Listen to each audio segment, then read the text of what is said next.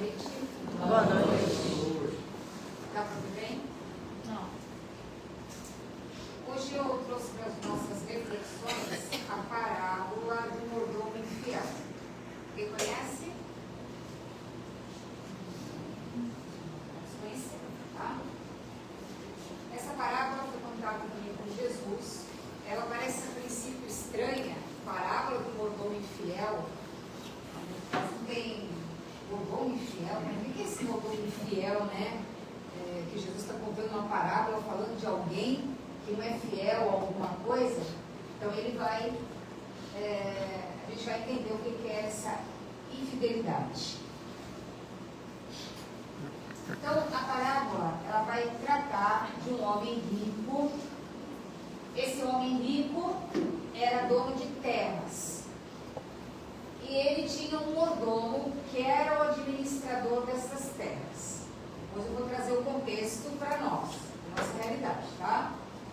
Era o administrador dessas terras. O administrador ou o mordomo era aquele que administrava e ganhava por essa administração.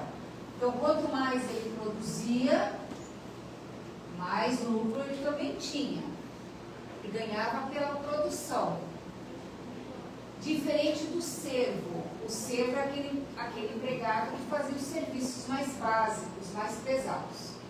O mordomo ganhava pelo que ele fazia. Então, ele tinha uma cota de participação pela produção que ele realizava. Ele era o administrador de tudo do dono da terra. Então, a parábola começa assim. Havia um homem rico que tinha um mordomo. Este mordomo foi denunciado perante ele por lhe haver dissipado os bens. Por isso ele o chamou e disse: eu andei ouvindo umas coisas a seu respeito. Agora preste contas da sua administração, porque você não pode mais continuar sendo meu administrador. Então, o dono da terra recebeu uma denúncia anônima, dizendo que o administrador não estava sendo fiel no cumprimento das suas obrigações, pelo qual ele ganhava por aquilo. Então, o que fez o administrador? Presta contas da tua administração para mim. Ou seja, se a denúncia é verdadeira, vamos verificar agora. O mordomo, então, refletiu consigo mesmo: o que farei, visto que o Senhor vai me tirar a mordomia? Ele não quer perder a mordomia. Ganhar bem, de ser dono da terra, de ser o administrador. Apesar de tudo, ele está com uma mordomia. Se era verdade que ele não estava sendo leal aos princípios administrativos que ele deveria de ser, ele estava realmente preocupado em perder essa mordomia. Ele começou a pensar o que ele poderia fazer para não perder essa mordomia. Lavrar a terra, não posso. Mendigar, tenho vergonha. Por que lavrar a terra ele não podia? Porque ele já tinha uma certa idade e não tinha condição de fazer os serviços pesados. E mendigar, também não. Você tem o título de um administrador de uma fazenda, de umas terras, você é mandado embora, você vai ter que bater de porta em porta para pedir emprego. Ia ser uma situação humilhante. Como é que ele ia pedir o emprego de administrador de novo, se ele foi mandado embora porque ele era um péssimo administrador? Então ele vai pensar sobre isso. Já sei o que hei de fazer para que haja quem me receba em sua casa quando for desapossado da mordomia. Então ele não ficou inerte, ele não ficou reclamando, ele começou a refletir e pensar quais caminhos ele deveria percorrer para sair daquela situação. Ele resolveu negociar. O que ele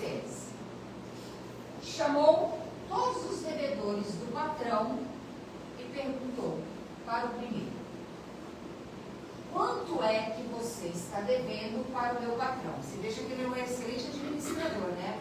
Ele não sabe nem quanto estavam devendo.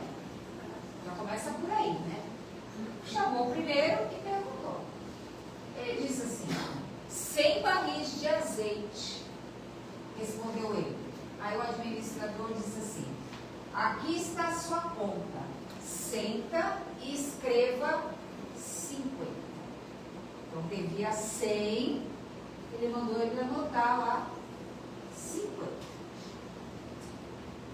Chamou o segundo e perguntou: e você?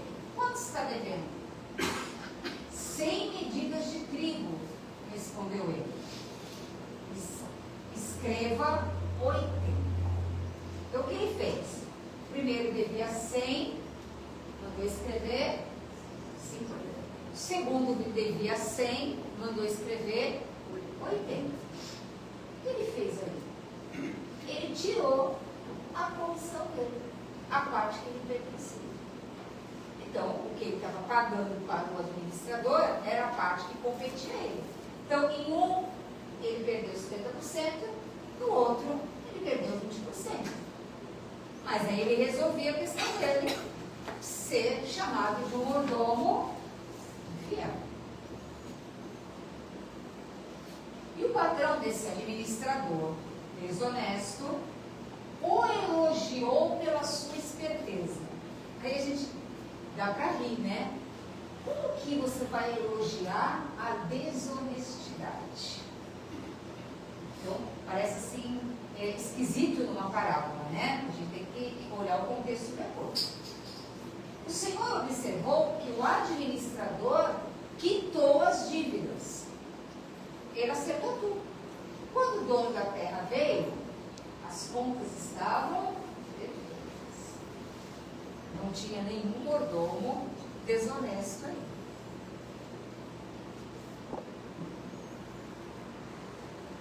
Resultado dessa atitude: ficou livre de ser considerado um péssimo administrador e assumiu o prejuízo. Ou seja, ele passou a não ganhar até dar conta do prejuízo que ele mesmo tinha causado.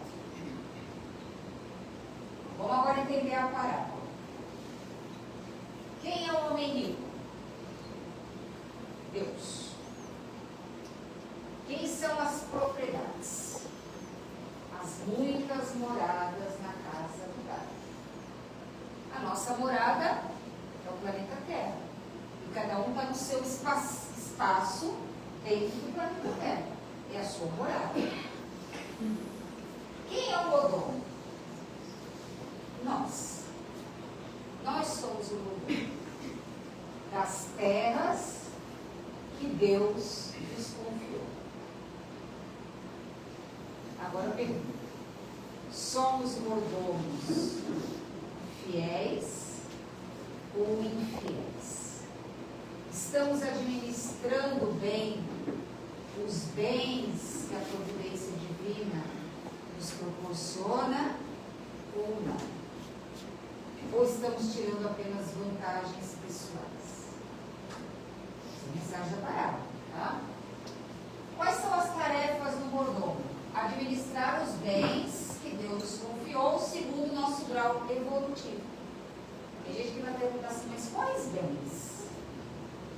O bem do corpo físico, o bem da sua saúde, da família, do planeta Terra para você morar, das pessoas que você encontra, que são seus amigos, os que te ajudam,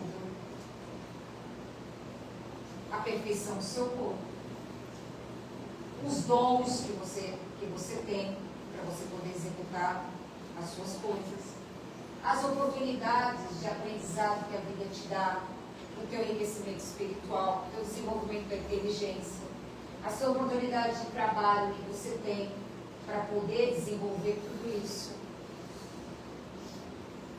Planeta Terra, no equilíbrio, a natureza, a alimentação, a água. Tem muitas bênçãos. Então a gente recebeu tudo isso para que a gente pudesse dar conta disso. Cada um no seu seu território. Então, são bênçãos para a gente tocar a nossa vida. Aí tem gente que vai dizer assim, mas a minha vida é muito difícil.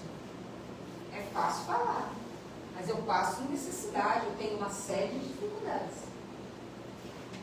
Mas mesmo você tendo essas dificuldades, você também tem bênçãos.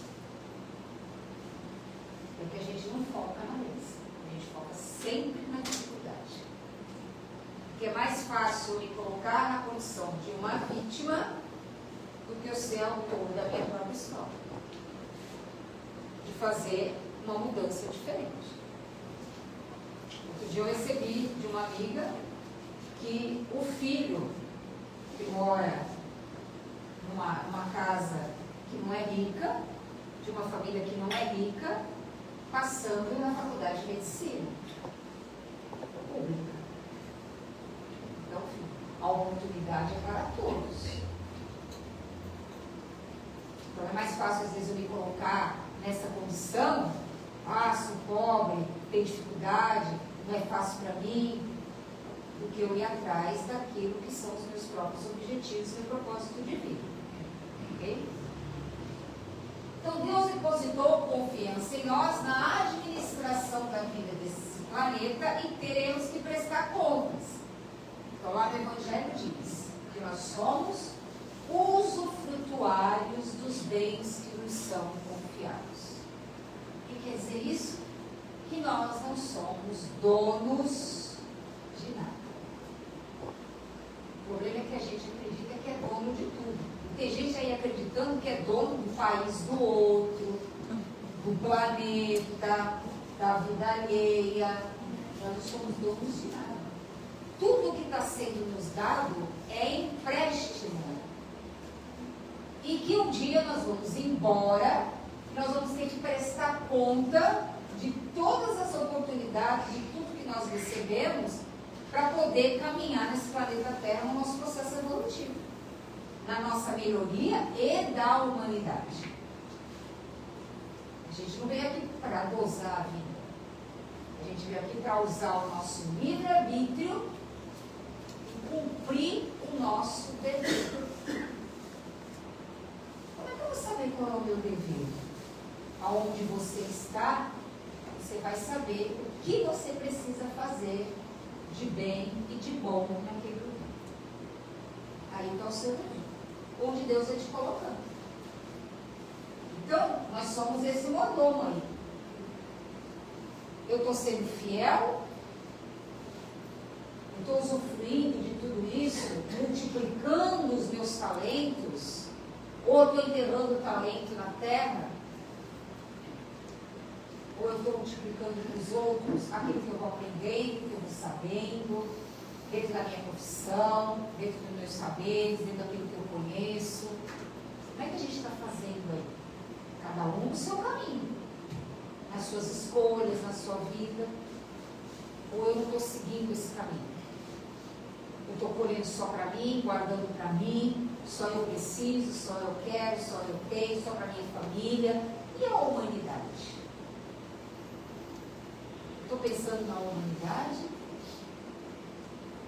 Mas o governo não pensa, o fulano não pensa, mas é nós. A nossa responsabilidade. Essa responsabilidade é nossa. Porque depois, quando a gente desencarnar, é entre nós e a nossa própria consciência. Ok?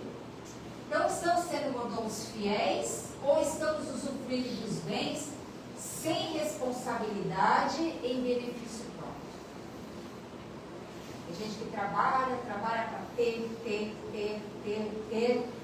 não acaba mais de tanto ter, sempre está faltando, nunca está completo, e não olha para o ser. Às vezes você tem uma casa maravilhosa, num local muito bem localizado, tem tudo do bom e do melhor, não falta nada, mas estão psiquiatra, psicólogo, com problema com drogas, síndrome do pânico, depressões, insatisfação com a vida. Por quê? porque está conectado com a matéria, não está conectado com a espiritualidade. Você desligou, você fala, né? Desligou o Wi-Fi com o divino. Esqueceu que você é um ser espiritual ocupando um corpo físico. Perecível, tá? Vamos continuar. Significa aquela denúncia anônima na parábola. A denúncia anônima da parábola é pela lei de causa e efeito. A nossa consciência, ela nos denuncia. Quem nunca disse para si próprio assim, uma dor de consciência? Não é dor de consciência, né? Porque a gente infringiu a lei e a gente sabe que está errado. Então a gente vai querer consertar. Isso está dentro da lei de causa e efeito. Então a denúncia é onde a gente vai fazer a reflexão do que eu preciso mudar. Então o mordomo prudente e fiel está sempre atento à prestação de contas que terá de fazer, mantendo tudo anotado e correto. O que é isso? Eu posso desencarnar amanhã, daqui a 5 minutos.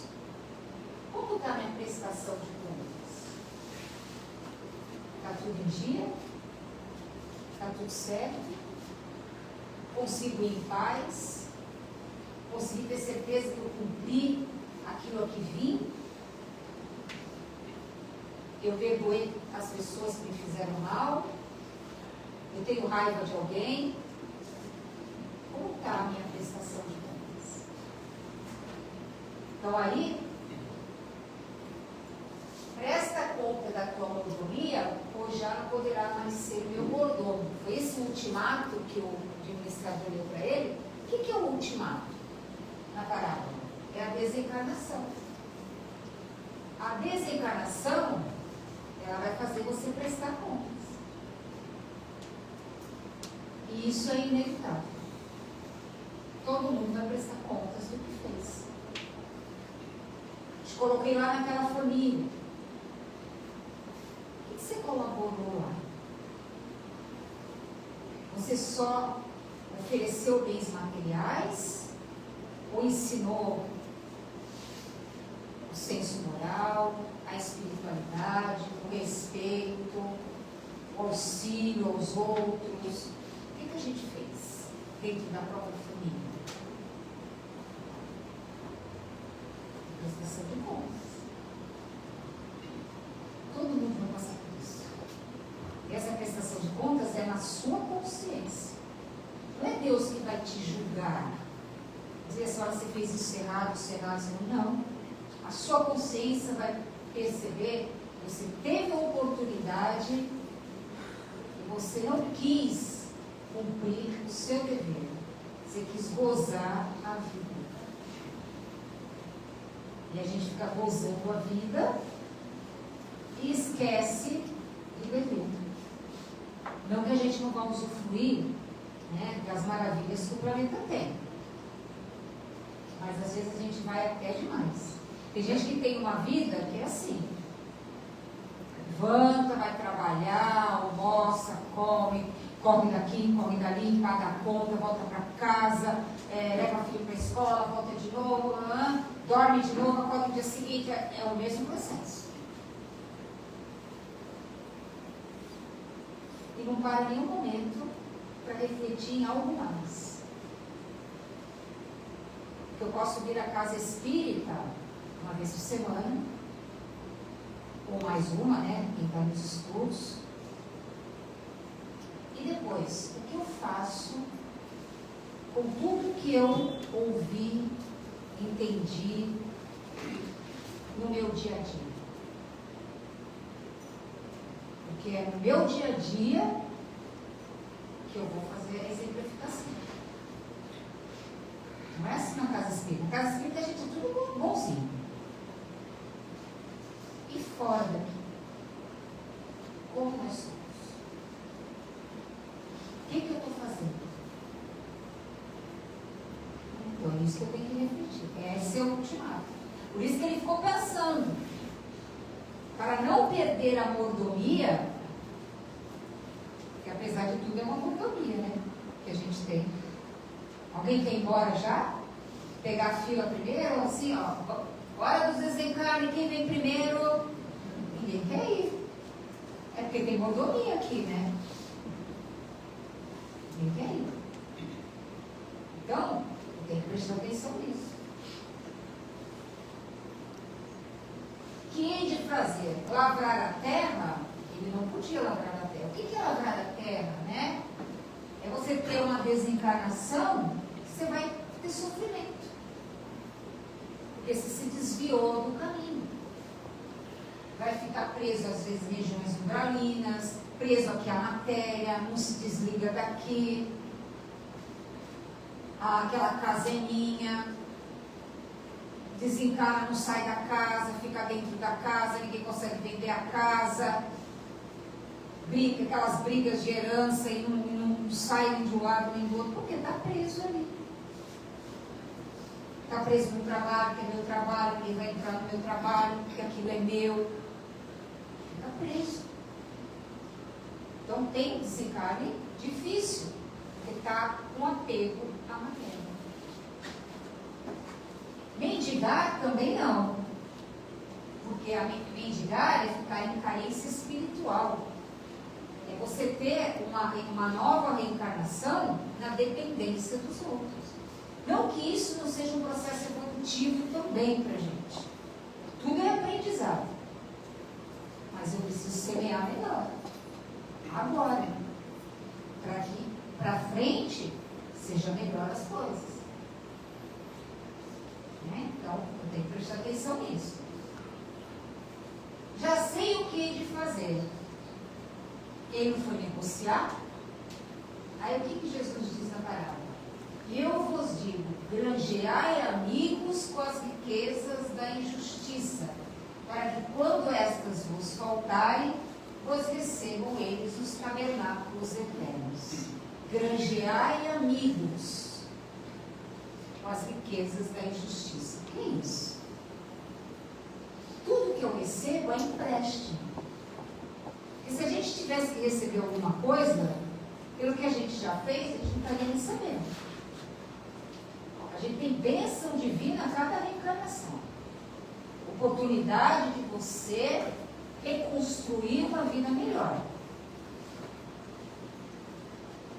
Quando eu passo a entender que eu tenho um propósito maior aqui, para o meu progresso espiritual, para o bem coletivo, para o bem de todos, não só daqueles que têm os laços de sangue ligados a nós, mas eu tenho que estender isso à humanidade, e eu começo a trabalhar também para o outro, não só na condição de ser recebedor, de estar sempre na condição de carência espiritual, sempre querendo só receber, sendo sempre doente. Tem que chegar uma hora que eu tenho que sair da condição de doente. Tem que ir para a condição de trabalhador, de servidor. Aí, quando você começa a auxiliar, você granjeia amigos. Amigos no plano físico e amigos no plano espiritual. E quando você precisar, quando estas vos faltarem, quando você tiver as necessidades, eles estarão lá para lhe ajudar. A gente não estará desprotegido, porque a gente criou uma rede de cooperadores, que é a grande lei do universo, lei da cooperação. Aqui é a lei da competição. Ou quem tem mais, sai na frente. E não estou nem preocupado com o outro. A lei universal é cooperação. É dando, se recebe. Mas como é que eu quero receber se eu não dou? Como é que eu vou fazer a minha poupança espiritual, que é a caridade? Diz diz lá no Evangelho, fora da caridade não há salvação, é a minha poupança espiritual. A gente está fazendo essa poupança espiritual? Ela tem que ser feita diariamente. O que eu fiz hoje de benéfico para alguém? Não só para mim. Esse é um questionamento diário. Só pensei na minha rotina diária? Ou eu fiz algo a mais? Vocês estão refletindo, né? Tudo com a cabeça pensando. E é para pensar mesmo. A gente vai para a casa espírita para pensar, para refletir, para sair daqui com uma nova postura, uma postura diferente, porque a gente já tem muitas reencarnações nos mesmos padrões mentais, nos mesmos padrões comportamentais, com as mesmas crenças, fazendo sempre as mesmas coisas, e a gente quer mudança de vida. Não tem mudança de vida se não tem mudança de atitude mental, de ação diferente. Por isso que Jesus dizia, quando ele curava, vá e não peques mais. Por quê? Porque se você voltar a fazer tudo que você fazia antes, você vai ficar doente de novo. Você não mudou nada. Se não muda nada, as coisas são sempre do mesmo jeito. E às vezes a vida vai te impulsionar, vai te levar à mudança. Se a gente pode ir pelo amor, por que eu vou pela dor? Por que eu prefiro ir pela dor? Se eu posso pelo amor, pelo meu livre-arbítrio, escolher, caminhar, decidir isso, por que eu não vou por esse caminho? Quando a gente vem à casa espírita, os nossos companheiros espirituais também vêm. Alguns ficam nos esperando lá fora, porque não entram ainda não. Aí quando a gente sai, eles estão lá. Mas quando a gente começa a mudar o nosso pensar, o nosso sentir, no nosso dia a dia, a gente vai se desvinculando. E vai, muitas das vezes, a gente vai até auxiliando eles também. Quando você participa de um grupo de estudo, você também recebe esse mesmo tratamento. Porque vem você e eles estudar. E quando você vai melhorando o seu mental, você vai refletindo nos estudos para uma mudança fora no seu dia a dia, você sai da sintonia. E ele se afasta. Porque não encontra mais sintonia com a gente.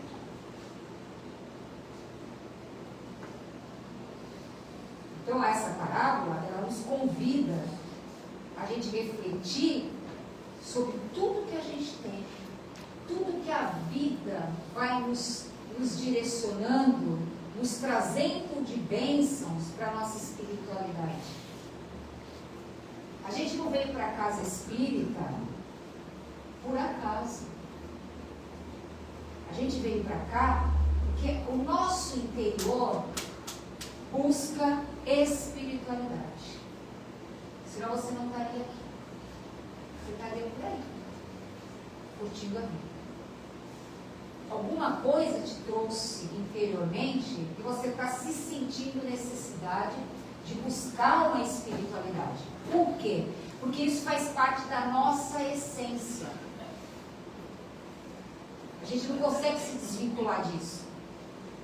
Eu não estou falando que a gente deve buscar espiritismo, estou falando que a gente deve buscar espiritualidade, religiosidade. A gente deve buscar algo além do que é material. Nossa essência tem essa necessidade. Por isso que a gente está aqui. Então a gente está recebendo o ultimato da parábola. Vai agora mudar ou não? Vai encontrar o caminho certo agora ou não? Essa é a proposta da parábola. Então, Jesus então elogia pelo seguinte: porque os filhos desse mundo são mais prudentes na sua geração que os filhos da luz. Por que os filhos dessa geração são mais prudentes? Porque cuidar das coisas materiais, a gente não quer perder um centavo. A gente é totalmente detalhista, não quer perder nada com o materialismo. Mas com as coisas espirituais, a gente deixa para segundo plano. Quando está tudo bem, a gente não corre atrás. Quando acontece alguma coisa, a gente sai correndo. A gente lembra que existe algo maior do que tudo isso.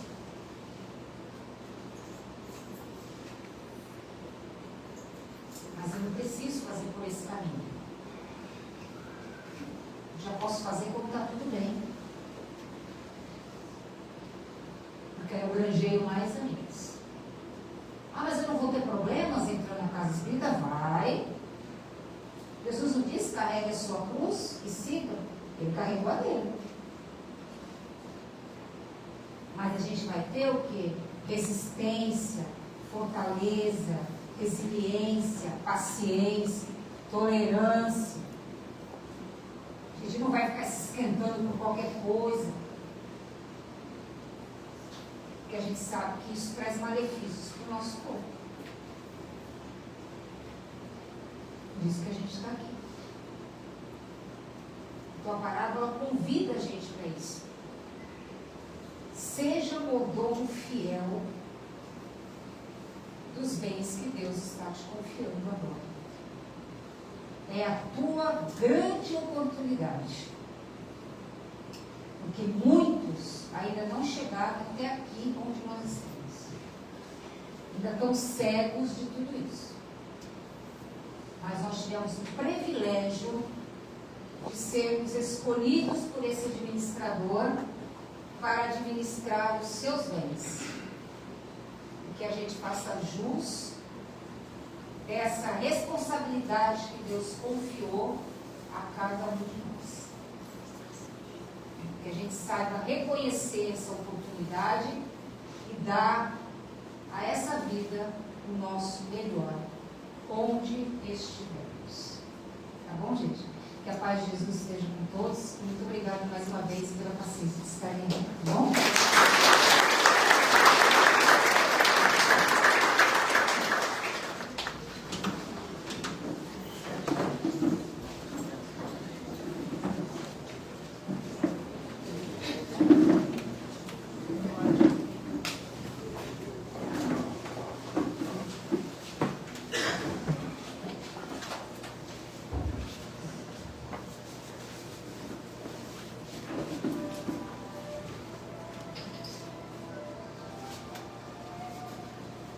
Graças a Deus.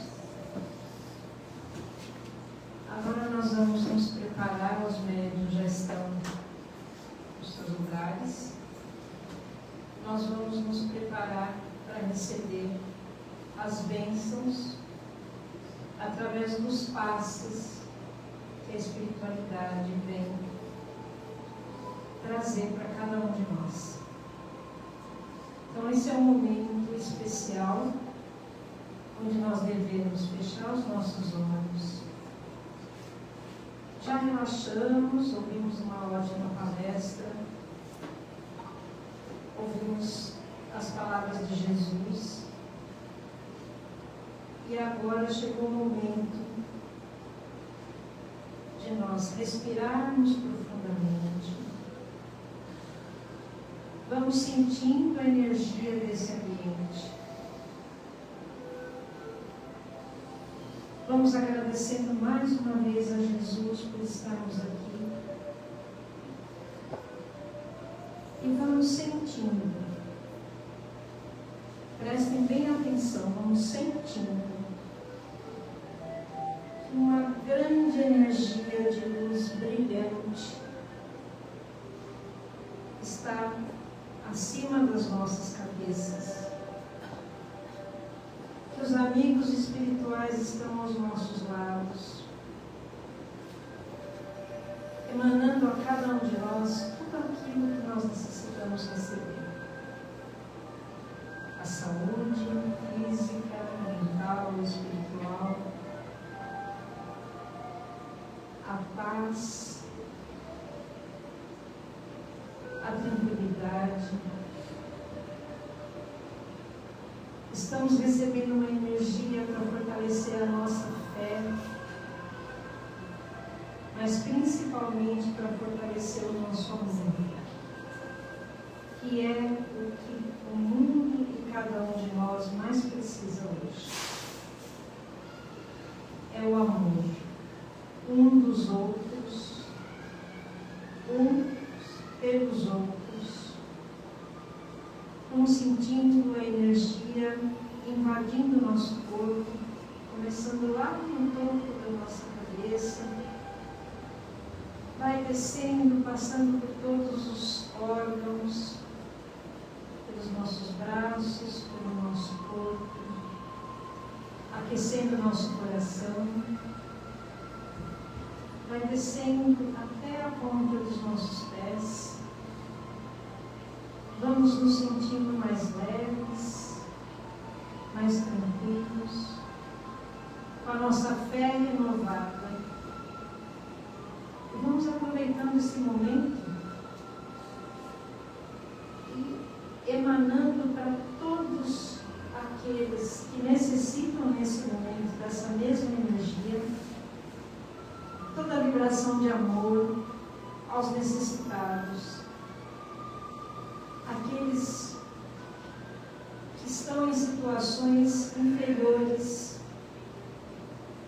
aqueles que estão nas ruas, estão nos hospitais, estão nos presídios, muitos aprisionados nos seus próprios corpos. Vamos vibrando pela nossa família, vamos imaginando o nosso lar nesse momento, vamos pedindo a Jesus que entre conosco, iluminando cada cantinho, cada ambiente da nossa casa, do nosso lar, dos nossos amores que deixamos lá, dos nossos bichinhos, das nossas plantas, todo ser vivo. E, por fim, vamos vibrar pelos nossos amigos, aqueles também que se encontram doentes, precisando de amor, de saúde, de energia. E agora pedindo permissão a Jesus para vibrarmos por nós mesmos, pela nossa saúde mental, que hoje aflige tantas pessoas, pela nossa saúde do corpo físico e do corpo espiritual. E felizes por termos recebido toda essa energia, nós vamos agradecendo, dizendo: Pai nosso, que estás nos céus, santificado seja o vosso nome, venha a nós o vosso reino, seja feita a vossa vontade, assim na terra como nos céus. O pão nosso de cada dia nos dai hoje. Perdoai as nossas ofensas, assim como nós perdoamos a quem nos tem ofendido. E não nos deixeis